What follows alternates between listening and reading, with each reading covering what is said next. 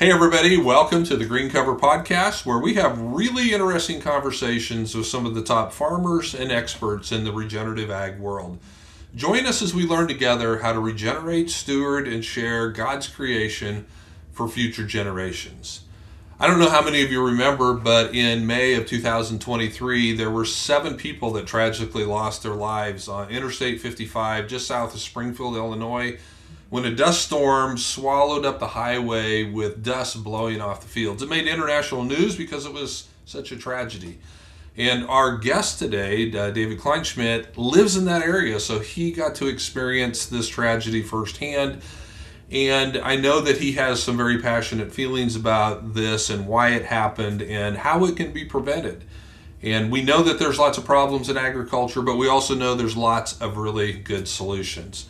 And so I'd like to welcome David Kleinschmidt from Illinois as our guest today. David is a consultant and a farmer in that area. David, welcome to the podcast. Hey, thanks, Keith. Yeah, and so before we kind of get into the specifics about that tragedy, and by the way, it's not limited just to Illinois. The same thing happened in Nebraska and in Kansas just recently over the past couple years as well. And so these are not just isolated problems, but they're the symptom of a bigger issue. But before we get into all of that, give us a little bit of your background, tell us who you are, and tell us especially about the great news that you and your wife just experienced here recently, too. Yeah, thank you. Um, I grew up on a family farm in West Central Illinois. Had a love and a passion for farming and really with livestock as well. And went to school, to uh, well, I guess I went for ag business economics. Really kind of had more of a passion at that time for treating the farm as a business mindset. And when I graduated, I worked in ag retail for 8 or 10 years there, and was climbing up some different corporate ladders, you might say, within the industry. Learned a lot of the agronomy and stuff firsthand on in the field basis kind of things. Um, 2012 was our drought year here in Illinois. I had some aha moments. That was kind of my inception year of starting to use cover crops. Um, as a means to sequester those nutrients that we had applied out there for a corn soybean crop in that springtime. And with the failed crop, we thought, well, let's use a cover crop to sequester that. It's kind of a funny story I like to tell people. My aha experience was I was using annual ryegrass, and it was being sold to me as cereal rye basically, but everything was ryegrass, so I was like, what's the seeding rate? They're like 50 pounds an acre. So I'm seeding 50 pounds an acre of annual ryegrass out there.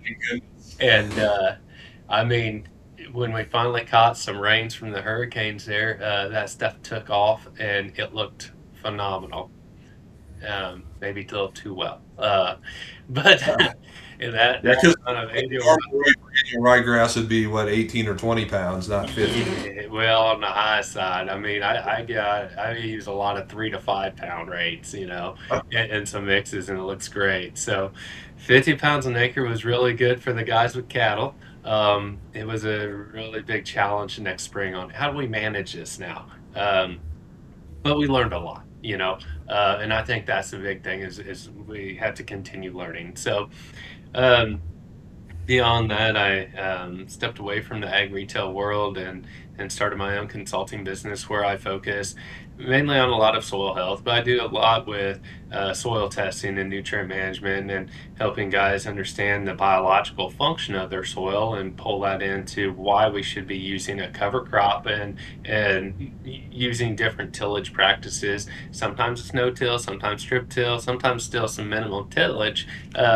But trying to fit it into what a farmer's comfort level is willing to risk, right? So to make sure that a farmer is still profitable and isn't losing any yield and profit while using a cover crop in these conservation practices as well. Yeah, that's good. That's good. And you and your wife just recently had a big life event here. Yeah, yeah.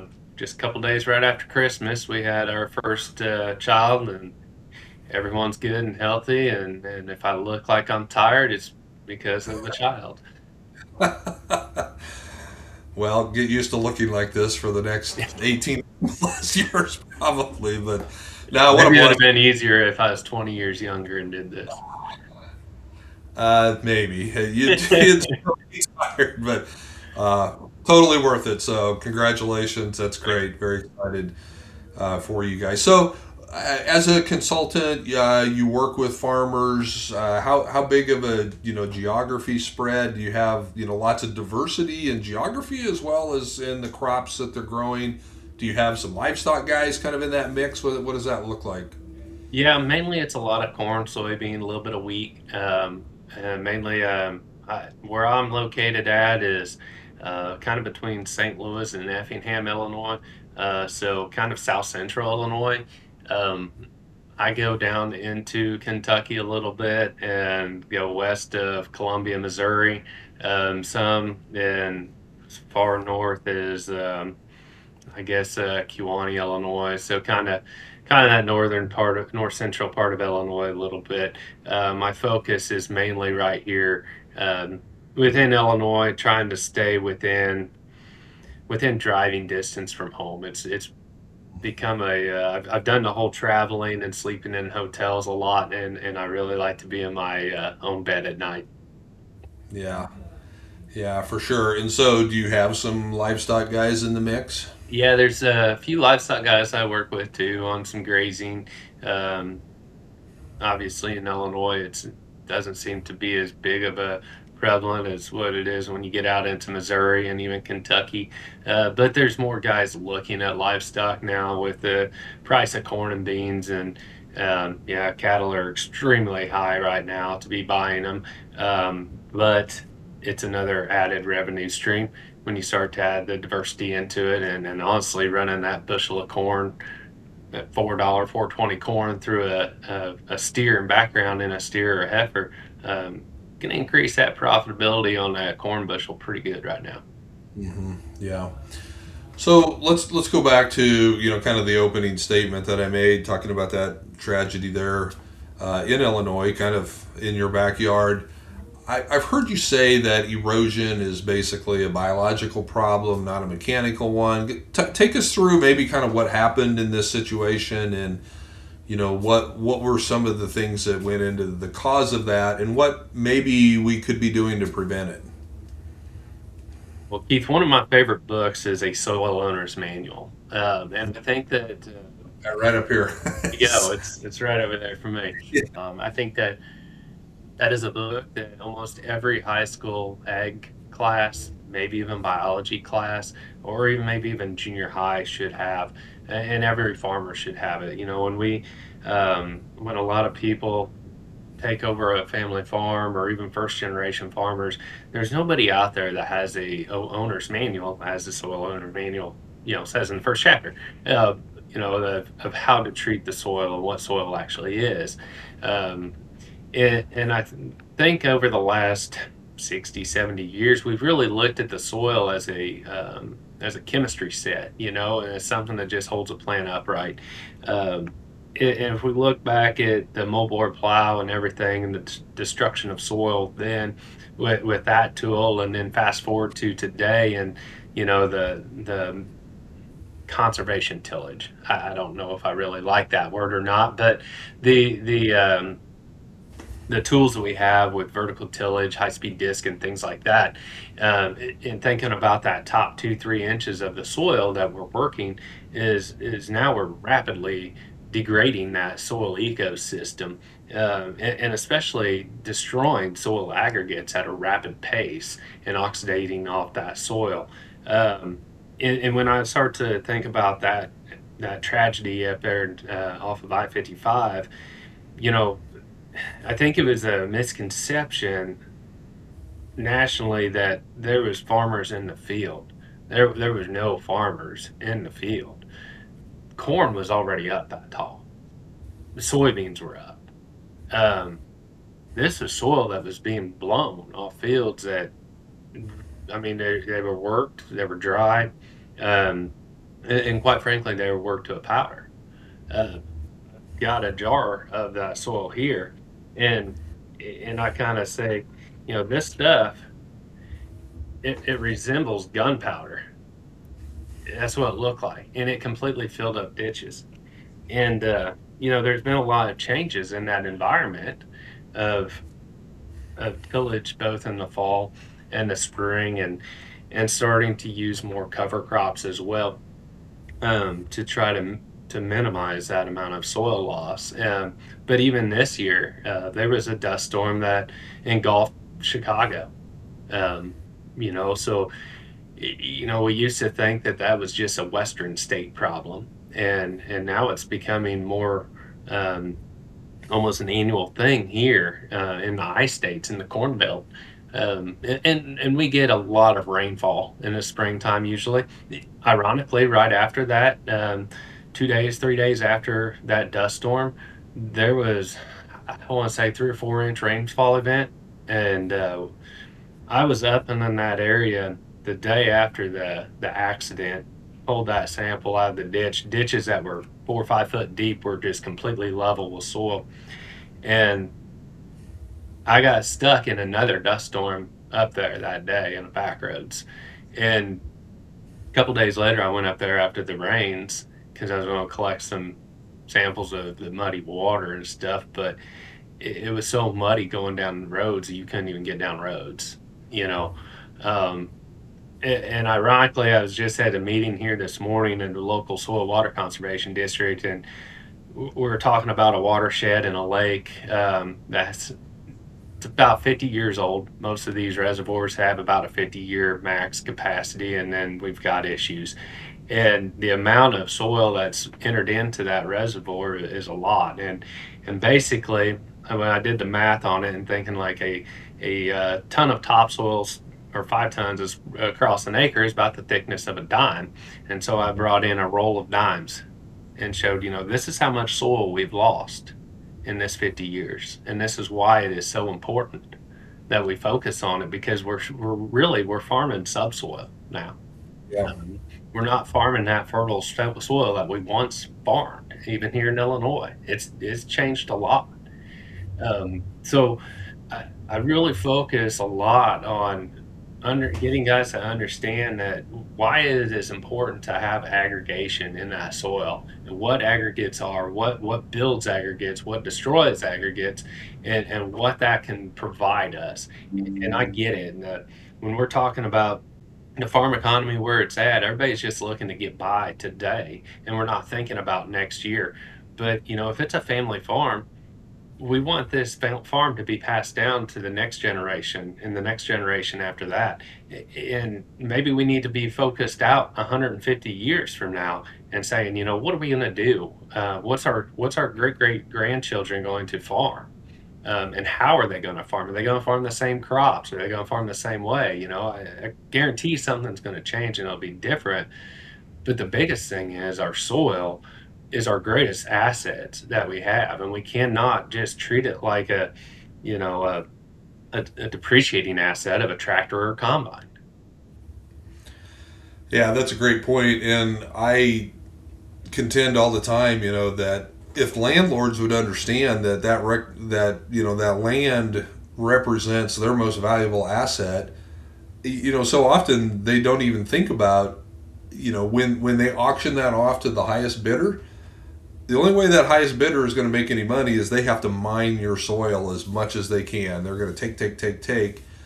Whereas if they establish a long-term, fair and equitable relationship with a good farmer who really takes care of it like it's their own, they're going to come out so much further ahead down the road. But it's just hard for them to get to understand that. So I think we have a lot of educational work to do with landowners as well as the operators. Yeah, if the landowners, the managers, the bankers, the insurance industry, I think they all need it.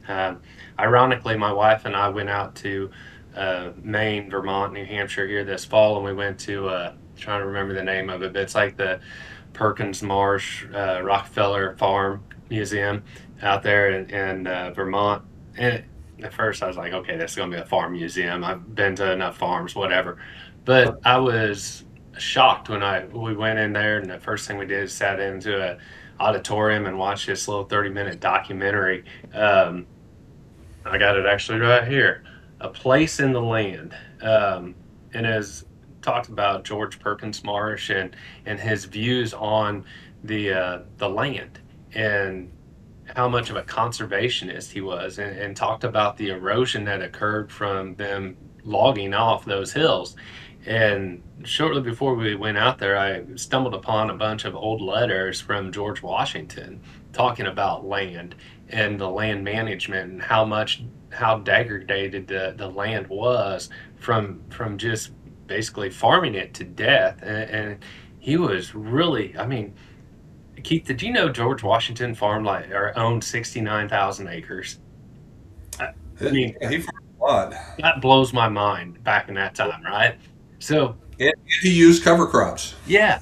So we look at like using cover crops to the manure to compost to everything he was doing then and what he was saying. And then fast forward, 200 years, 250 years now, and thinking, what shape are our soils in compared to then?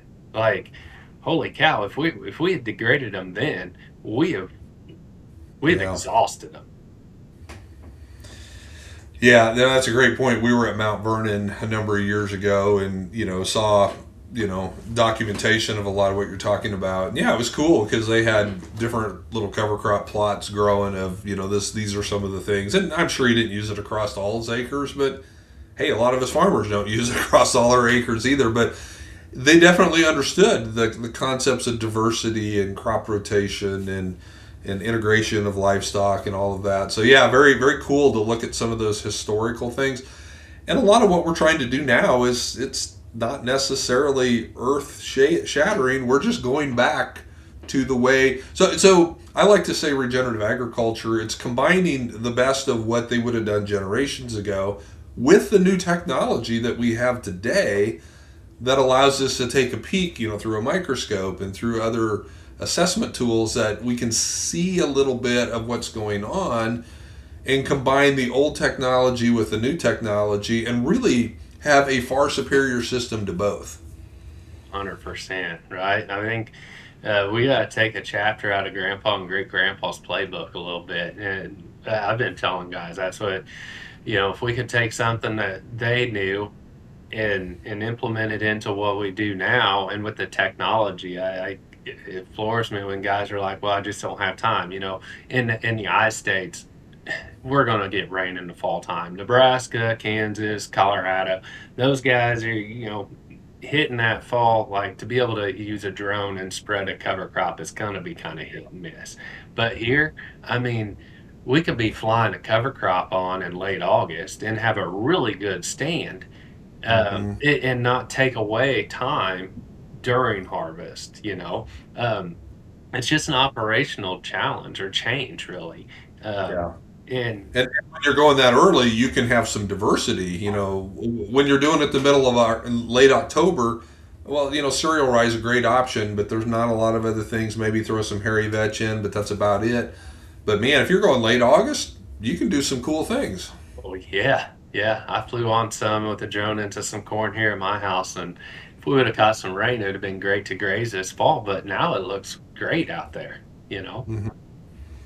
Yeah. So, what types of things did you fly on when you did that? Uh, so I did some annual ryegrass, some winter barley, some oats. Not 50 pounds an acre, right? No, lesson learned. Lesson learned. No, it was only like 8 pounds an acre. Everything else was pretty low. It's the oats and the barley was, like 5 and 10 or something like that. I did some forage collards. I really like them. And some buckwheat into it.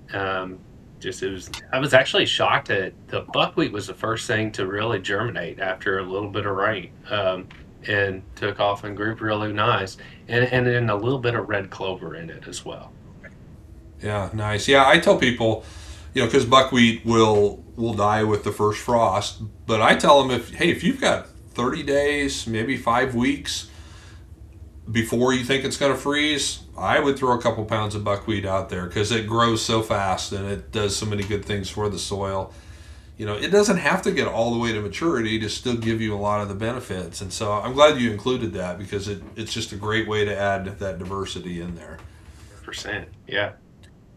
So, David, I want to go back a little bit here to, back to the erosion issue. And, again, with this tragedy, there had been tillage done, but it had been in the past because, things were growing. But we've seen here, and I just am curious what you've seen in your area. We've had neighboring fields that have blown like crazy, and they were 100% no-till. Yeah. But they came in and they mowed the corn stalks, and they came in and they raked them up, and they hauled everything that they could possibly get off to a feedlot. And part of it is they're probably paying top dollar cash rent, and so again they're having to capture every little bit that they can in order to try to pay that top dollar cash rent. And we've seen long-term no-till fields just blowing like the Dust Bowl. Yeah. Even though there was no tillage whatsoever done, but there was also zero residue out there because it was all removed. And so, do you see that in your area? And kind of what's your perspective on that? Well, we don't have as much of the baling corn stalks here. Again, we just don't have the livestock. I guarantee if I jumped over into Iowa, you're going to see a lot more of that. You might not see the cows out there as much, but they're in a building somewhere too. Whether it's a bed pack barn or whatever.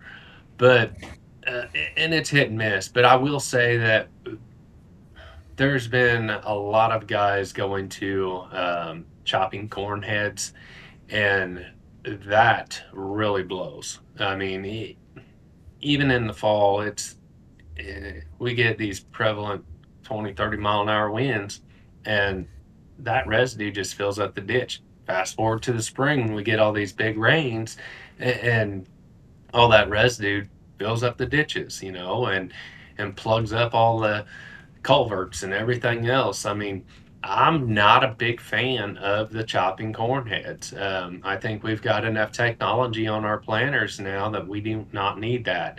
There's guys that go out and VT stalks in the fall, to enhance the breakdown and everything. You might as well disc them and get some soil on them so they don't blow at that point in time, in my opinion. I've got some guys that run put a Valmar seeder on a Salford or some type of vertical tillage tool and use that to seed cover crops. It's a win. That's a win in my opinion. It'll hold it. And we're not going deep. We're just getting enough to incorporate some seed into that soil, and it works really good. I do like that. Yeah, I see And that here.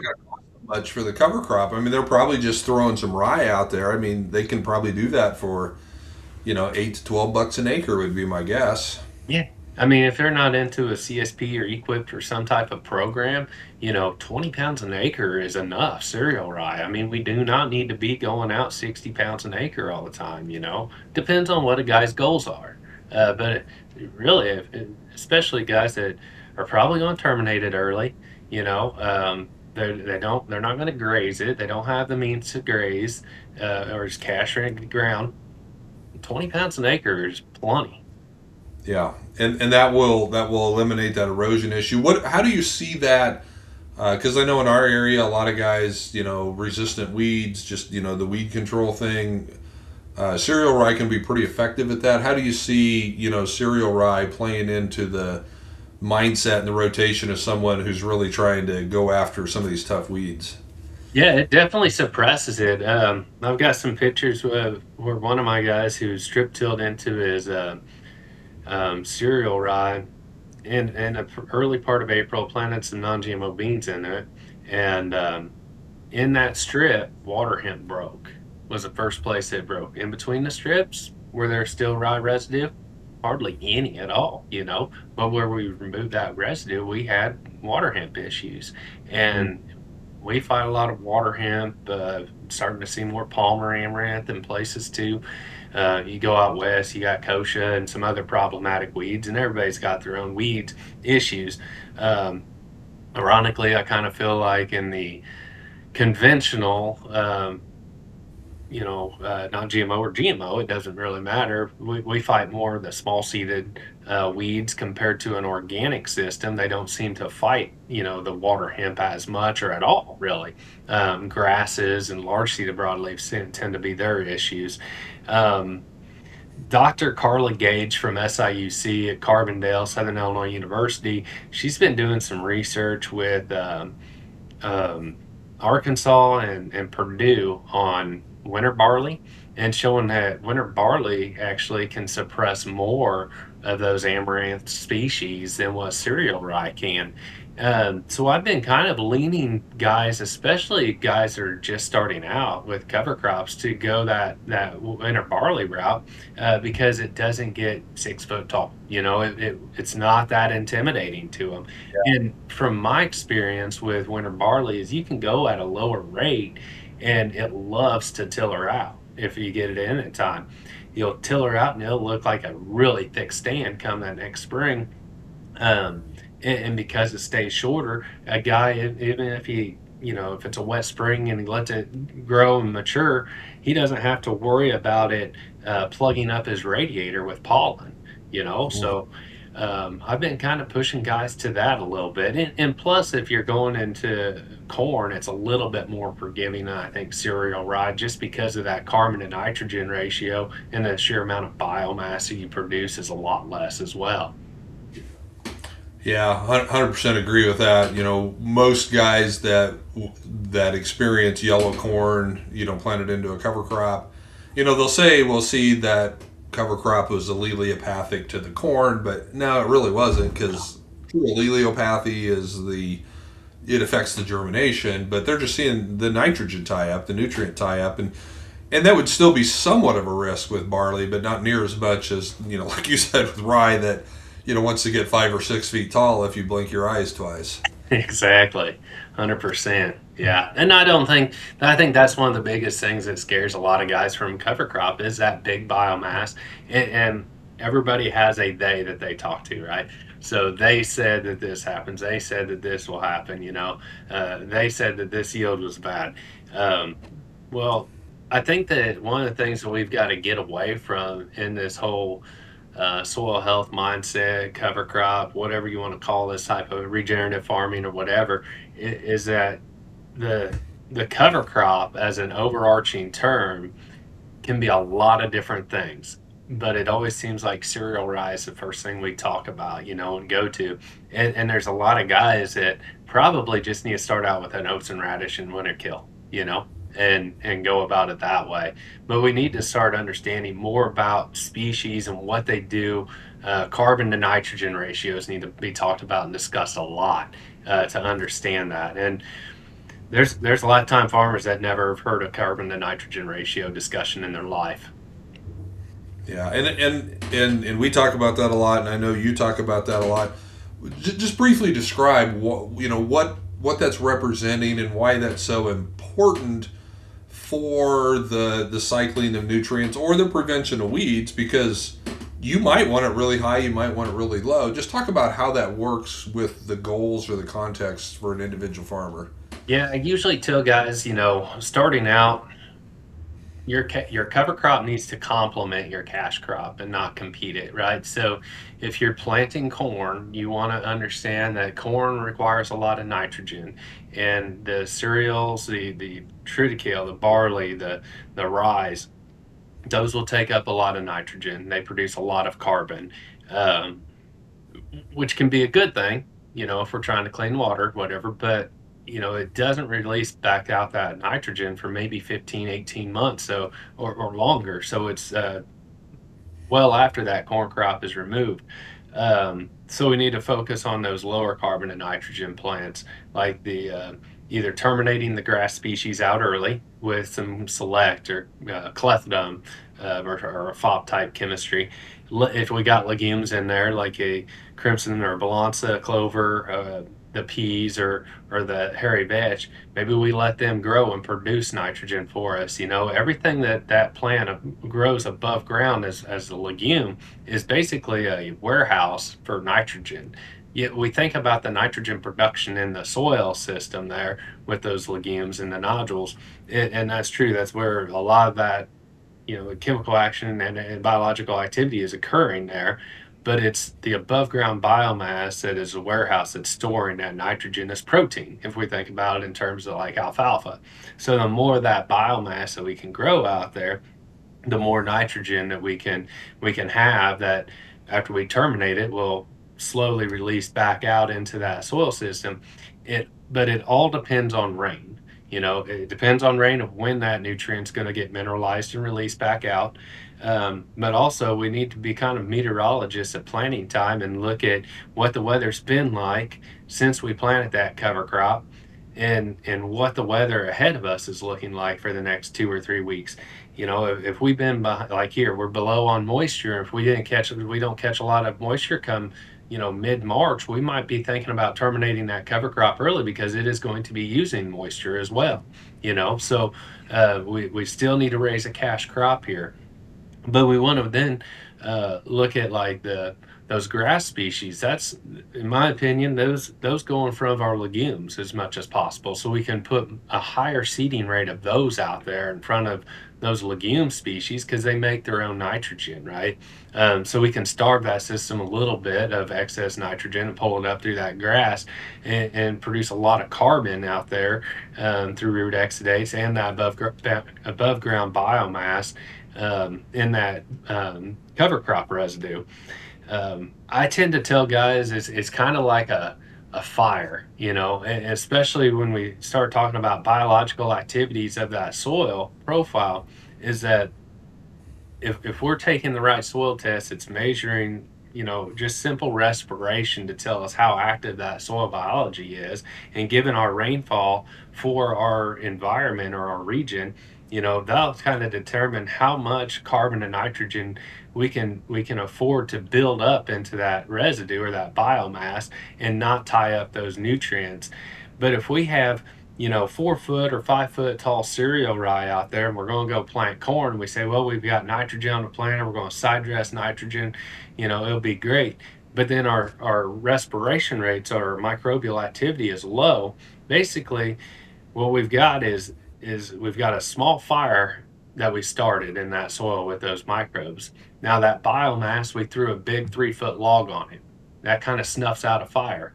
But then if we come back on and we throw on nitrogen, that's like pouring gasoline onto a fire. So we get a huge burst of energy. The microbes are going to use that nitrogen because they've been starved nitrogen in that system, but they have all of this carbon that they need. So bacteria, 3 to 1, 5 to 1 carbon to nitrogen. So for every three parts carbon, it's going to need 1 part nitrogen.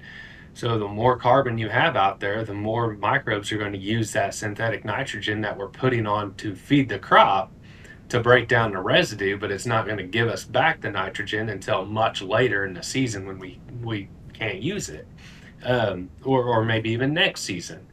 So that's where I tell guys, we got to understand where that biological activity is of that soil to manage that seed to end, so we're not snuffing it out and we're not wasteful spending our nitrogen dollars ahead of corn as well.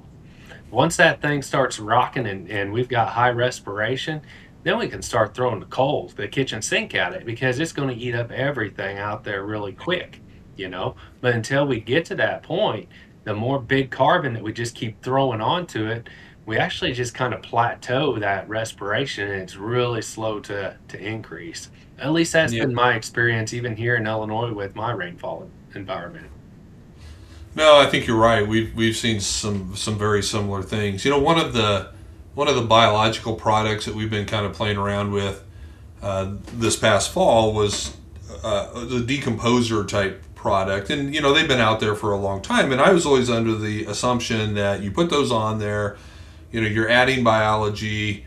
It's breaking down the carbon of your corn stalks or whatever, but it's pulling nitrogen out of the soil in order to do that. And it breaks it down, but it can kind of tie that nitrogen up in the process. Well, this particular product is very interesting because it has a bunch of free living nitrogen fixers in it, and so it's actually producing nitrogen, pulling atmospheric nitrogen out as it's breaking down that carbon, which is great. But one of the things that I think we're going to try this year, as you roll down or spray down or smash down, tall cereal rye, I wonder what would happen if we put some of that same product on, speed up that decomposition, and not be pulling nitrogen out of the soil away from the corn, but be adding nitrogen into the system from the atmosphere because of the type of bacteria. So I don't know. if that would work, that would be really cool. That's been my thoughts here for the last few years. Is that there is a role for a lot of these biologicals out here, and there is a pile of them on the market. We've got to do our research on knowing what is actually in that product, right? And is it alive or is it a spore form, and what else does it need, uh, to get it going? But I have been contemplating that for several years now, a few years, is that we could have more advantages to our cash crop by putting that on that cover crop that we terminated to get quicker mineralization and get those nutrients cycling and back into that cash crop so we don't have to write another check. Hard thing is getting a farmer to spend another $15. Yeah. And I think we need a lot of trial. I mean, maybe I need to apply for a SIG grant or something like that to be able to get some money to do this stuff. Um, but that's where the opportunities are. Like, I feel like there's too many times that we're just sitting around and saying, well, what if? And well, this theoretically should work, but sometimes it does, sometimes it doesn't. Yeah. And to be fair, at least this is what we have seen. Biology isn't always as consistent as chemistry is. You put chemistry out there, you're probably going to get about the same effect, most years. Now, environment can kind of change or mess that up a little bit, but biology can have a lot more variability because there's so many other environmental context things that are going on with it, and the diverse interactions within the soil. And so when it works, it's fantastic. But sometimes it doesn't work like we think that it should, and we don't know why. We don't understand why. Now, hopefully, some of the new technologies on the horizon, the metagenomics testing and some of these things start to give us little peeks into the system of, oh, okay, well, we had too much of this or not enough of that.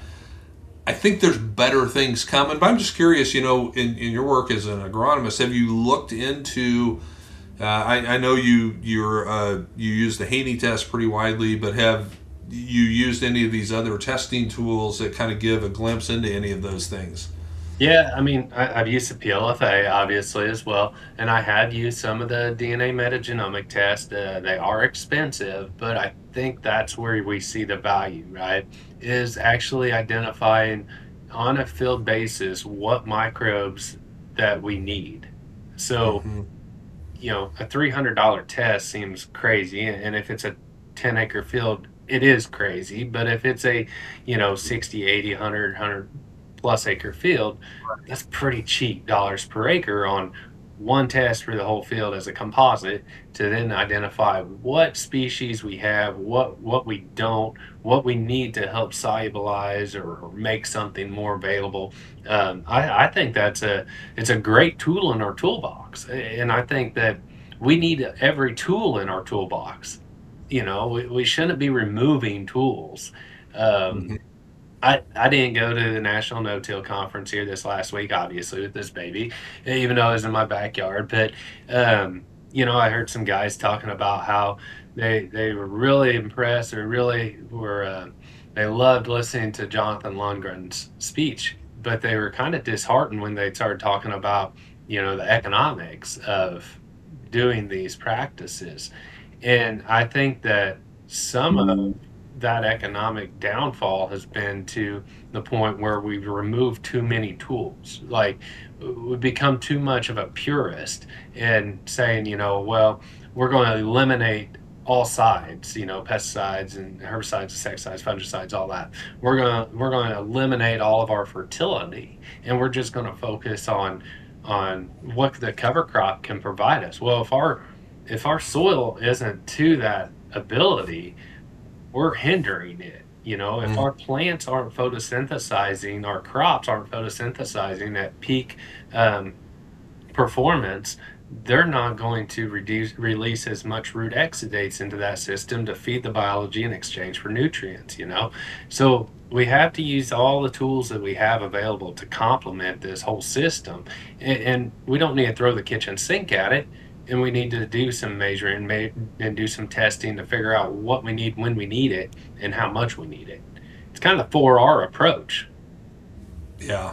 Yeah, Tom Robinson is a regenerative farmer from Australia. He was back here a couple years ago, and I always remember what he said, and I really like this. He says you have to earn the right to reduce your inputs, let alone eliminate them. But you Yes. have to earn that right. And basically, what he's saying is you can't just go out there and just pull the plug without doing something else to kind of put yourself into a position to replace all that. And for most people, you can't do that all at once. It has to be a scaled down effect, and you need to be doing some trials every year of put a strip out there with zero nitrogen, one strip, and just see what it did, or 30 pounds, 60 pounds, whatever it is. But you have to earn that right before you start pulling that back. I do believe that many systems can get there, but you have to do it smartly because you can't afford to lose the farm just in order to improve your soil. No, we That can't die on that hill. You're right. I mean, and that's kind of where I look at a soil as a biochemical physical system. A sandy soil is going to function differently than a clay loam. Um, and it's going to have different nutrients that are tied up or released. And I think that we need to look at nutrient interactions even in that soil within our soil tests, which are not 100% accurate by any means, but it can give us an idea of when we need to apply nutrients even to avoid that antagonism by other nutrients in that soil, and to make sure it adequately gets into the crop. A fertilizer is a pure cost. It does not ever become an ROI until it gets in the plant and actually does something for us. And I will die on that hill. But yeah, and unfortunately, it's a small percentage that ever makes it into the crop. yeah.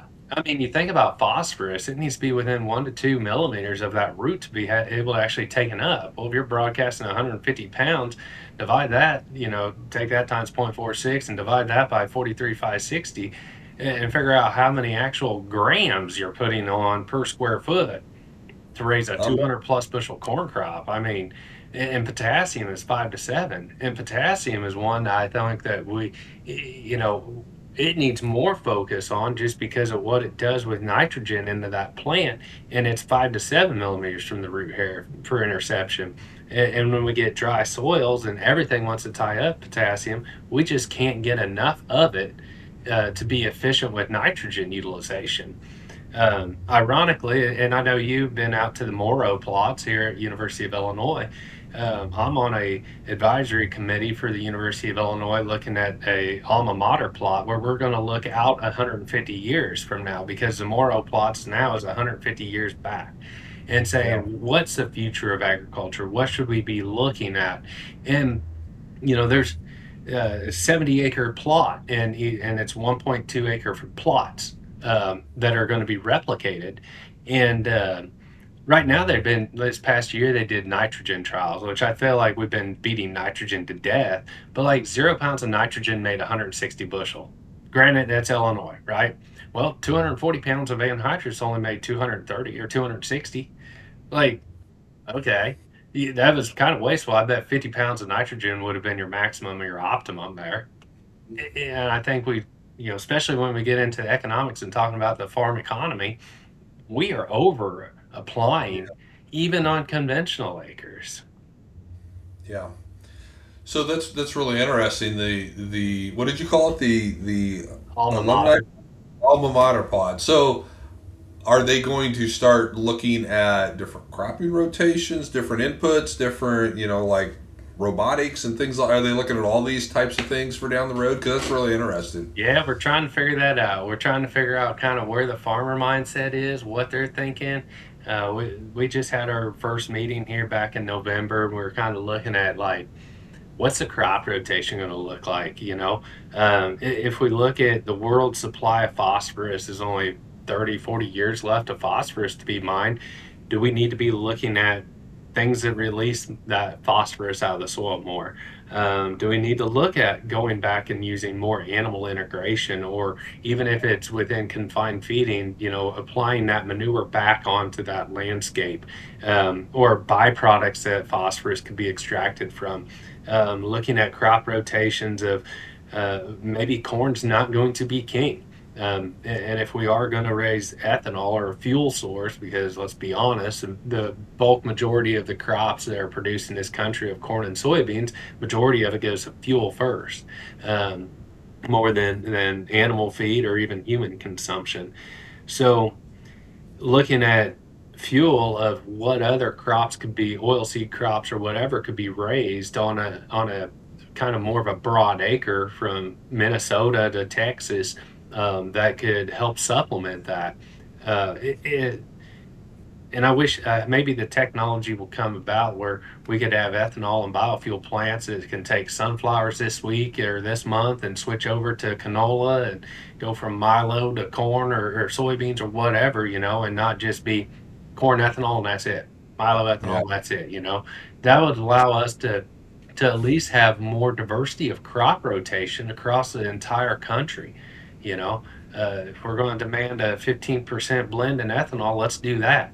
Let's not focus on raising more corn and having more carryover of corn, because everybody right now is upset about the report that just came I out. guess the last couple of days have proved that we don't need more corn. Yeah, Yeah, for sure. You know, I would hope that one of the things that the team there at the University of Illinois would look at is what could we grow, and not across 90 million acres like what we're doing corn, but what could we grow as either smaller farmers or as a portion of the farm that people can directly eat. The Midwest used to be the leading producer of all the vegetables in the country, before California came on board and they developed irrigation and all that. Agronomically, we can do it, but, so I just think it would be really interesting because I think that farmers fundamentally would farm differently if they knew what they were growing was going directly onto someone else's plate or even their own plate. right. Versus, well, this is just going to be, to the ethanol plant or to a feedlot or something like that. So do you think that there's a possibility to do any experimentation on a small scale of that? I would hope. I mean, I've I don't know. I've said this several times that farmers don't even feed themselves, but we claim we feed the world.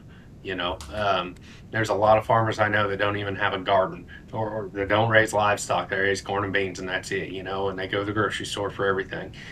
We don't feed ourselves. Everything that we buy at a grocery store is a byproduct of corn and soybean or soy or rice. And I think that one of the things I start thinking about the canning industry and what was in Illinois here, and there's used to be a really big industry for canneries, and Sure. um, a lot of that is even went across the ocean now, not because they can raise it cheaper than what we can, but the can themselves are cheaper than what we can put them in. I mean, you're saying that the can's cheaper and you can ship it from India to here, and it's cheap. Crazy, I yeah. mean, that just doesn't make economic sense to me. And then you think about this whole carbon footprint thing. And if we were really to have a discussion about that, well, shipping food from India to here doesn't make any Yeah. sense at all. Why isn't America feeding America? And to be truthfully honest, Keith, when you start looking at the phosphorus and potassium even worldwide, and I hear farmers all the time saying we need to demand a better price for that fertilizer. The U.S. is not the number one consumer of phosphorus and potassium. We're like the number third and fifth. And actually, in the U.S., we're using more phosphoric acid in the food and beverage industry than the ag industry is using. Um, so other countries are now feeding themselves. They're raising better crops. They're increasing their yield substantially. The U.S. would kind of plateaued really.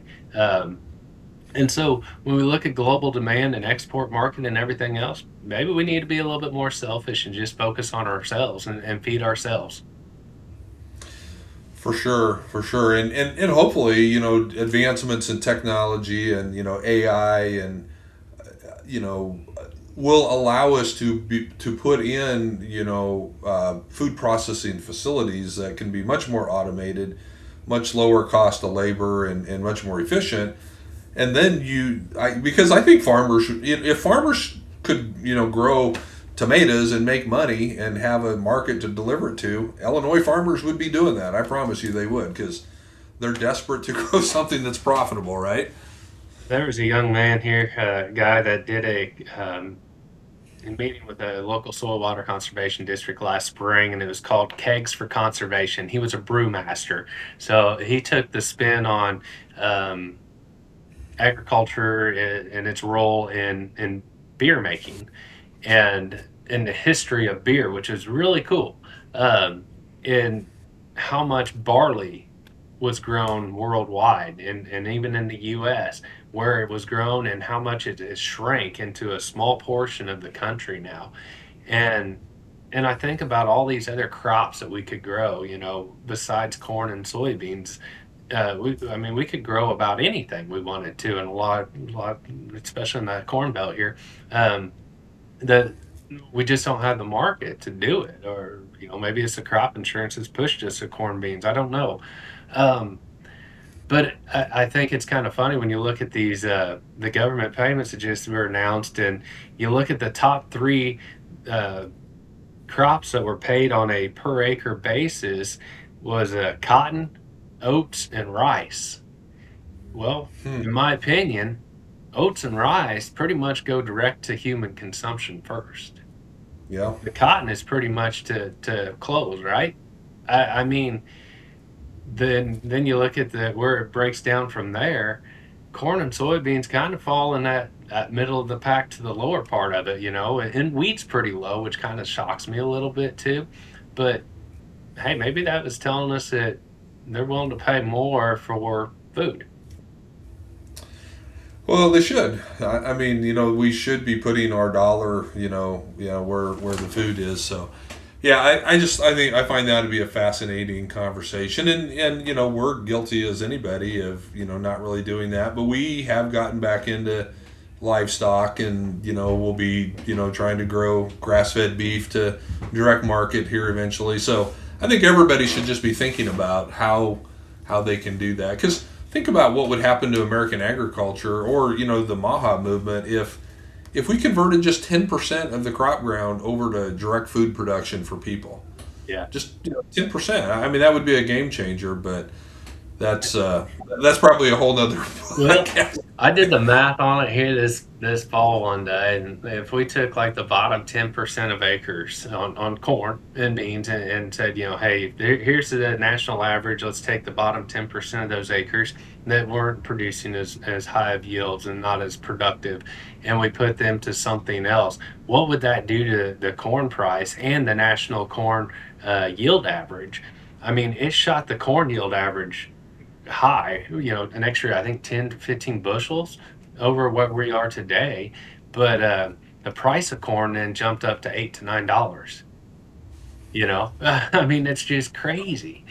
Yeah, and that 10%, it could be planted to a diverse cover crop, and you could background cattle on that. I mean, they'll do incredibly well on that, and once you do that for a year or two, those may not be your bottom 10% of the ground anymore, because you Oh, may improve it so much that something else would be. oh, I agree with that. I think that that's something that a lot of guys, I've been seeing more and more guys talking about giving up acres that are not profitable. And some of these big heavy yield hitters are giving up some serious acres because they're not profitable. They're really looking at their bottom line here. And sure, somebody's probably going to come in and rent it out and pay whatever.